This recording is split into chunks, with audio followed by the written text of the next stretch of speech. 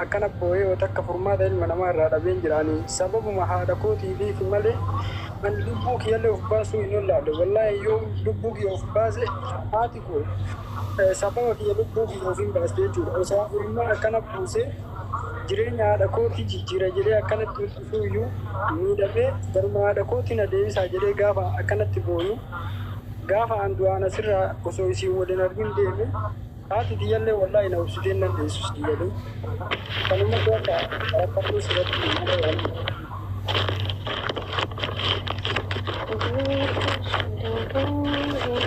Amma maal goona miire?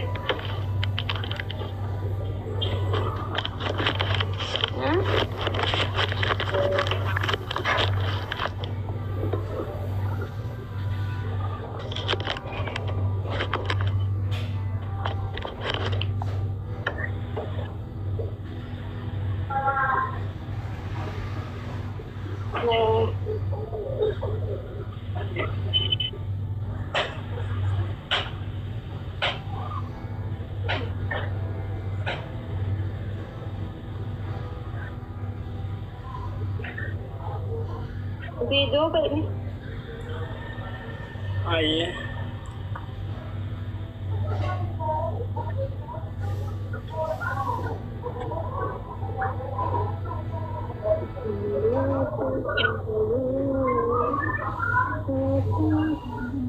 Mami, mana kan lagi saya dibuat join godin. Likin seraka buka valiokin. Nah, ini tu ya. Aye, video bani tu pak. Imulatu. Imulata. Aye, tima rumah tak terakau hengki. Aku parat namni rakkoo kiyyallee hin beekne hin jiru akkuma beekamu dalagaa humnaa dhagaa dalagaa ture yaani aga seenillee baatii afurii san dhagaa dalagaa ture dhagaan sun na miidhe jechuudha garaan kiyya kun hundi na miidhamee dalagachuun dadhabee kanaaf wayii qabaadhee galeellee yaalama jedhaa hin jiru akkaataa itti jiraataa jiru ammayyuu anaa fi rabbi qofatu beeka wallaahi kanaaf na gargaaraatumaan karuma haadha xiyyaa san na deebisa yoo du'ellee ana haadha xiyya ijaan argee du'uu naa hoyyaa wallaahi rakkina badaa keessa jira namni gaaf tokko yoo fayyaa qabaate dalagata garuu an ilma namaa afoo dhaabachuu hawwii qabaadheetii miti ilma namaa afoo hawwii kan qabuuti gaafa Sumaalee keessatti dallaalli baatii tokkoof sababa uummata dhabuudhaaf jecha akkasitti na cafaqe ilma namaa afoo dhaabata garuu isa hunda keessa iyyuu taree dhumaa uumaanii kanaallee keessa taree waa hunda dabree bakka san ga'ee hadha carraan koo akka nama afumiidha dhaabbadhu na taasisee jechuudha kanaaf Umaan jira umaan guys. Umaan ini hajur tu. Umaan jira. Daha baada guys daha cabsa.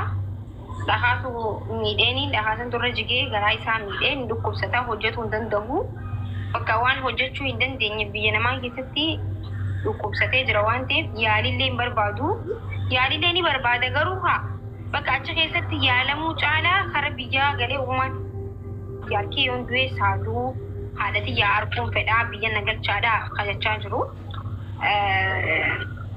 Maatii gargaaruudhaaf haadha gargaaruudhaaf biyyaa bahee akka bahee baatii afur yoon dogongaruu baate akkanatti miti baatii afur moo shan? Akkas. Baatii afur. Ifiifuu biyyaa bahee Somaalee kararra tumanii bika hedduu tumanii bakka rakkoo meeqaan uumaan seenee uumaan ittillee ganaa isaa damuuza akka lakkaa gochuu deemu dhakaan gararra jigee akkasitti baatii afur guutuu baatii afur qofa bakka akka inni achitti hojjete jechuudha. Sanboota miidhamee miidhaan guddaa irra ga'ee amma kara biyyaa galuu barbaada waan ta'eef nagalchaadhaa jechaa jira. Uummata maal jettan?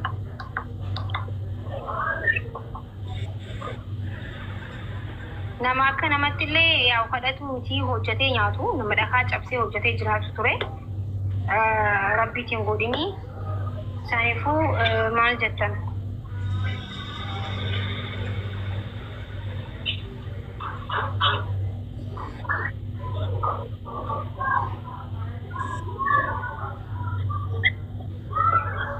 اوكي اما ኢትዮጵያ ገሉዳፍ ወማን ራ ኢትዮጵያ ገሉዳፍ ቀርሽ መቃቱ ነው ማበርባጭስ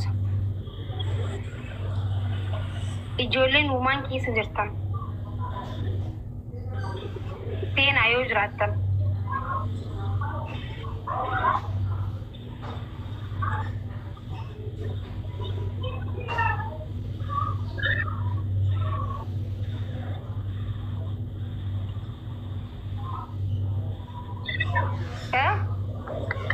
Jollin umaan jirtan eenyu faadhame inni beektan ijoollee namni beekamu eenyutu jedhame.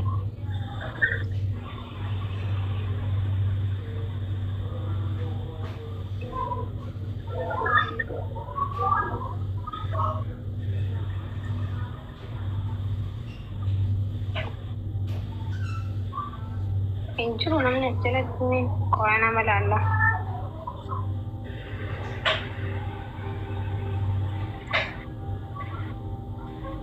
Abdi cullee isa jira sa omaan ini mau bikabraji.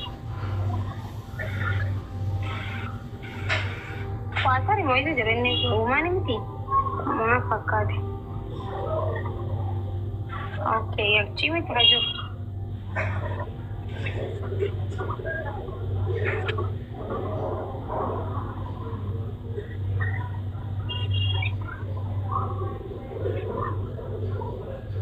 Okay, kashi meeqaan galan guys Oman irraa kara Itoophiyaa. Oman irraa dallaalli kuma afur gara kuma afur akkamii jedhanii beeka kuma afur suudii jechuudha. Dhibba afur asii. Kuma afur suudii? Yaa. Okay, xayyaaraan galuu hin danda'amu jechuudha? Xayyaaraan galuu hin danda'amu.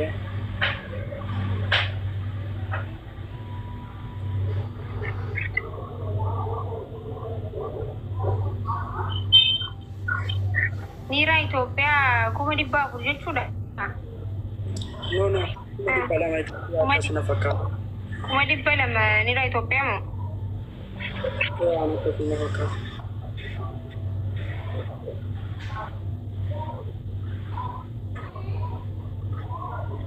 Akkasii guys. Nin beeku waan ta'eef. Akkaawuntii ni qabdaa yaalaa kulli haal. Ni qaba. Akkaawuntii Itoophiyaa ni qabdaa nigdi baankii moo maal qabda? Nigdi baankiidha. Ayyee akkaawuntii kan kee himadhu namni danda'u si haa gargaaru. Guys waan dandeessan gargaara ani bakka kana biyya galee erga galee booda galee jira jee haadha wajjin gammadee nu haa agarsiisu. Inshallah rabbi nagaan agarsiisu waan dandeessan gargaara. Kuma tokko. Kabadhaa family.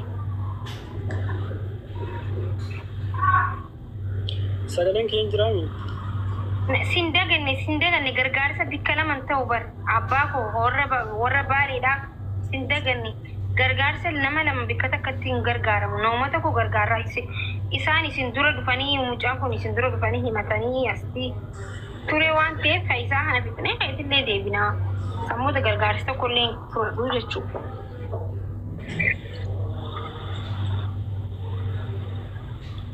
As gubbaa barreessi barraa'uu danda'a? Himi namni tokko ni barreessa jalatti ati himi sirriitti namni haa qabatu. Ayyee kuma tokko. Kabadhaa guys. 49 72 69 73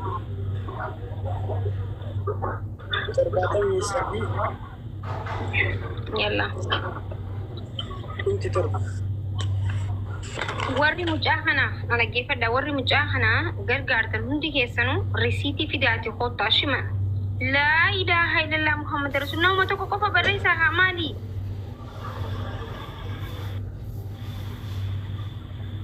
TikTokii cufinaa haayee TikTokiin cufinaa. Maqaan Abdurrahim Guutolee jedha. Haayee qabadhaa. Akkaawuntii biraa kan qaban jalatti guys akkaawuntii warri kootu akkaawuntii feekii barreessaa jiru moodeetoroonni haasaa jala.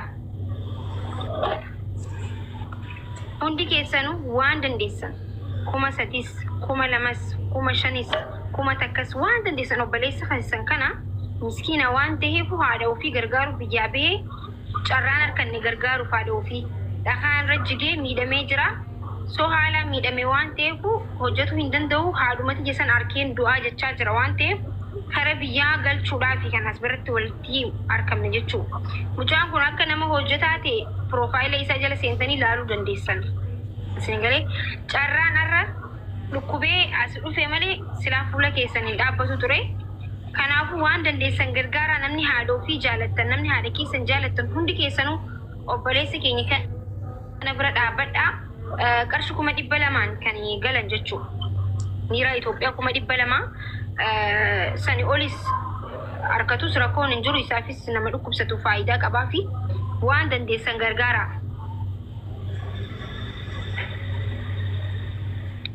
Mee namni ani 10,000 galchaaf jettu ni jirta as jala gastiis galchu 10,000 እኔ አስገባለሁ የሚል ሰው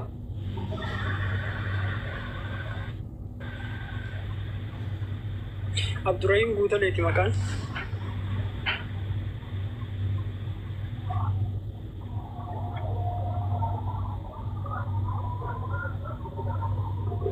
Okay. Koi nama tokko fuunas bira jira warra jiru kana. Galchi mi warri moodeetara. Warri moodeetara galcha. Warri harmee keessan rabbi umrii isin adeeressu warri isin jala aduutes rabbi rahmata isiniif haa godhu warri haadha koo haadha jaalattan hundi keessan mucaa kana bira dhaabbadhaa. Innaatiin ayichee limuut jechaa jira waan ta'eef hundi keessan waan dandeessan gargaara haadha isaatiin wal garsiisna. Mee guuta akka akkaawuntii irra deebi. Kuma takka 49 72 69 73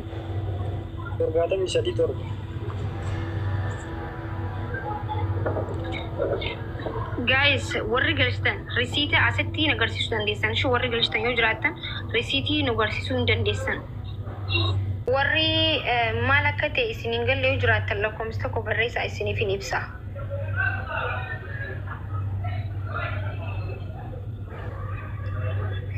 Okay, maal ta'ee mucaan kuni uumaan keessatti argama jechuudha. Uumaan keessatti argama hojiilee isaa piroofaayila jala seentanii ilaaluu dandeessan. Uumaan itti dhagaa cabsee jiraata. Haadha isaa gargaaruudhaaf biyyaa bahee dhagaa cabsee jiraata erga bahee baatii afur keessatti rakkoo meeqaaf gadadoo meeqa keessatti barahaa meeqaan addaan muree uumaan seenee akkuma baatii afur hojjetutti dhagaan inni baadhate argita inni jala seentanii ilaaluu dandeessan. Dhagaa guddaa san osoo dhagaa san akkasii fotteessu dhagaan irra jigee garaa isaa walirra daaqa jechuudha. Already garaan isaa miidhamee jira hojjechuu hin danda'u dubbachuu dilas mara amma dandee jechuudha. Mucaan kuni miidhama guddaa qaba.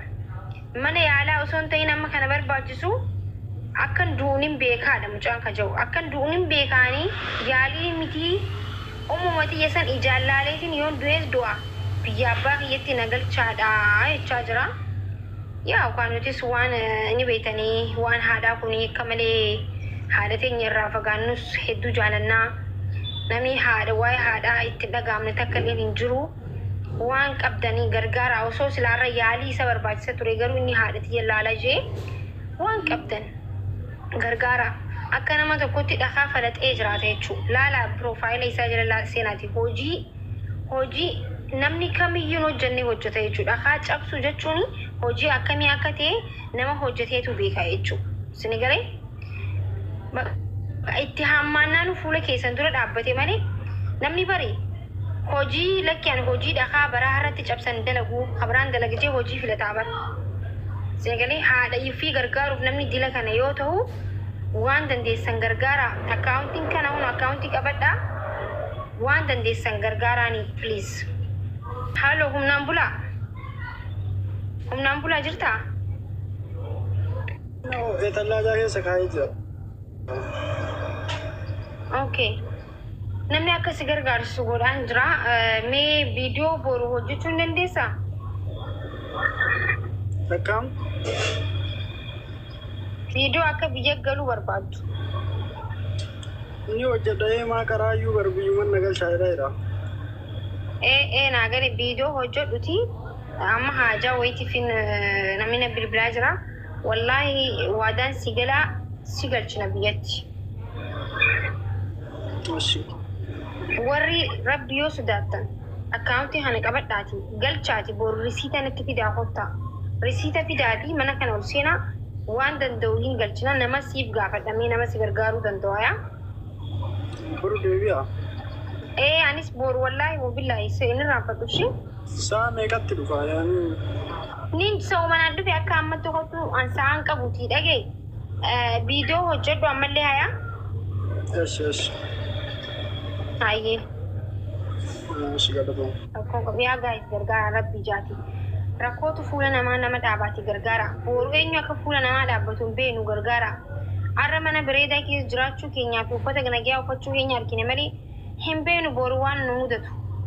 Saniifuu gargaaraan mucaa kana rabbi.